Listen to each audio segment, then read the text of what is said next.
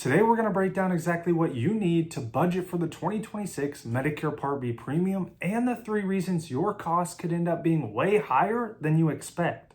Most people think Medicare premiums are simple, but there are a lot of moving parts behind the scenes that can cause your costs to jump without you even realizing it. So make sure and watch all the way through this video so you don't miss anything. Last year I worked with a client named Carol. She was 67, she had just retired, and she was so excited to finally take a breath and enjoy life.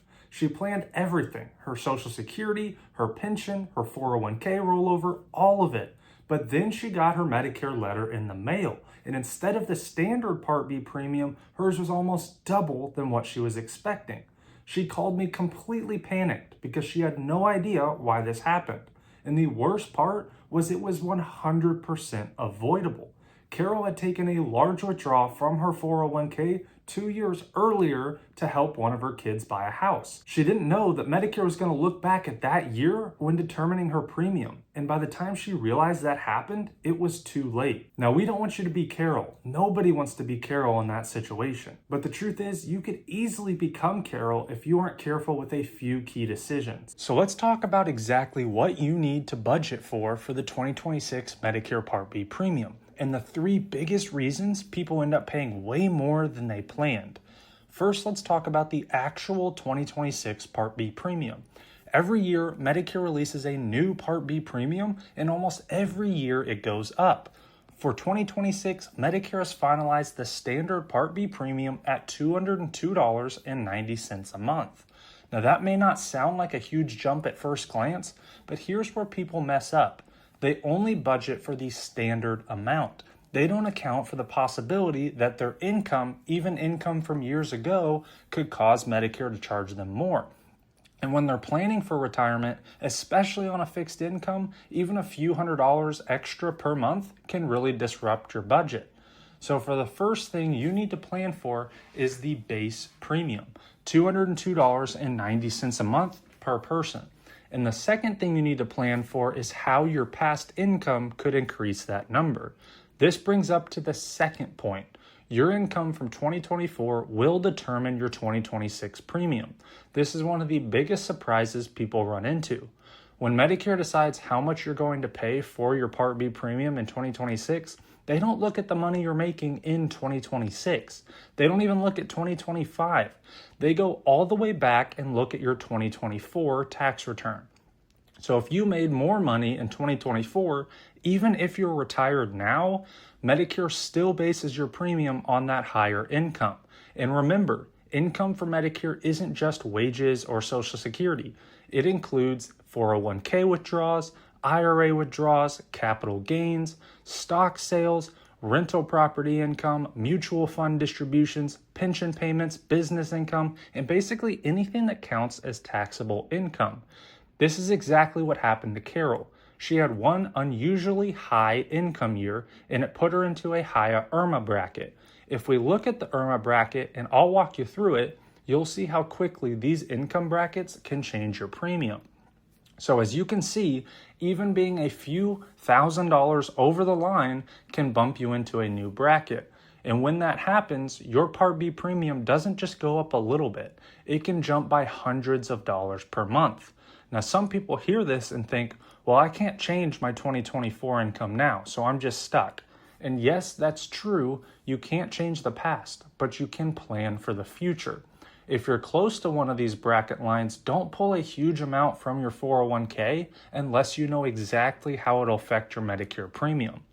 The third thing you need to understand is how the timing of your retirement can affect what you pay. This is the part almost nobody talks about because it causes a ton of confusion. Let's say you're planning to retire in 2026. You're excited, your income is about to drop, and you assume your Medicare premium will be based off that lower income. But Medicare is still looking at your 2024 income. So even though you're retired and living on less money, your premium may still be based on your working income, which is probably much higher.